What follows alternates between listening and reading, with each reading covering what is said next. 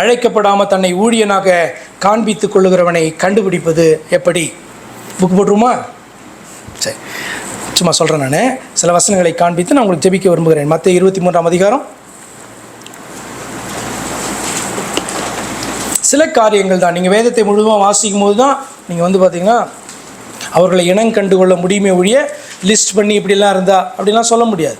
ஆண்டவர் சொல்லும் போது ஒரு பிரசங்கத்தில் சில காரியங்களை தான் குறிப்பிட்டு காண்பிப்பாரே ஒழிய நீங்கள் வேதத்தை வாசிக்காதபடி நீங்கள் உங்களை வஞ்சிக்கிறவர்களை ஒருபோதும் கண்டுபிடிக்க முடியாது, ஏமாந்து விடுவீர்கள். ஆனபடினால் வேதத்தை வாசிங்க வாசிங்க வாசிங்க, புரிந்து கொள்ளுங்க. மத்தேயு 23ஆம் அதிகாரம் 2, 3, 4. வேதபாரகரும் பரிசேயரும் மோசேயினுடைய ஆசனத்தில் உட்கார்ந்திருக்கிறார்கள். அர்த்தம் என்ன? அவர் அழைத்தாலும் அழைக்கலனாலும் அவருடைய அபிஷேகத்தை பெற்றாலும் பெறலனாலும் இவர்கள் மோசேயினுடைய ஆசனத்தில் உட்கார்ந்துருக்கிறாங்கன்னா என்ன அர்த்தம்? யாராவது சொல்ல முடியுமா? மோசேயினுடைய ஆசனத்தில் உட்கார்ந்துருக்கிறாருன்னா மோசேயினுடைய நியாயப்பிரமாணத்தை கையில் வச்சிட்டு இருக்கிறது இவங்க தான். பேசுகிறத கேட்குறதான மற்ற இஸ்ரவேல் ஜனங்கள் கிடையாது. ரொம்ப லக்ஸுரி. எல்லாருக்கும் என்ன கிடையாது? எல்லார் கையிலையும் வேதம் கிடையாது.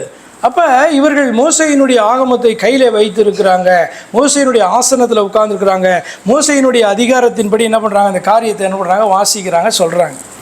ஆகையால் நீங்கள் கை கொள்ளும்படி அவர்கள் உங்களுக்கு சொல்லுகிறவை யாவையும் கை கொண்டு செய்யுங்கள். இதை அப்படியே வாசித்தாங்க அப்படின்னு சொன்னால் என்ன பண்ணுங்க? இதை அப்படியே கை கொள்ளுங்க. இதை எக்ஸ்பிளைன் பண்ணுறாங்க பாருங்கள், அப்போ ஜாக்கிரதையாக இருங்க. ஏன் அப்படின்னா அப்படியே வாசிக்கும் போது மோசேயினுடைய வார்த்தை தேவன் ஏற்கனவே மோசேயின் மூலமாக தந்த வார்த்தை. ஆனால் அதை எக்ஸ்பிளைன் பண்ணுறாங்கல்ல, அந்த டைமில் நீங்கள் ஜாக்கிரதையாக கவனிங்க. அது உண்மையிலே வேதத்தின் அடிப்படையிலான இன்டர்பிரிட்டேஷன் விளக்கமாக இருந்தால் நல்லது. இல்லை என்று சொன்னால் மோசேயினுடைய ஆகமத்தோடு கூட இவங்களும் சில எக்ஸ்ட்ராவாக சேர்த்துக்கிறாங்கன்னு அர்த்தம்.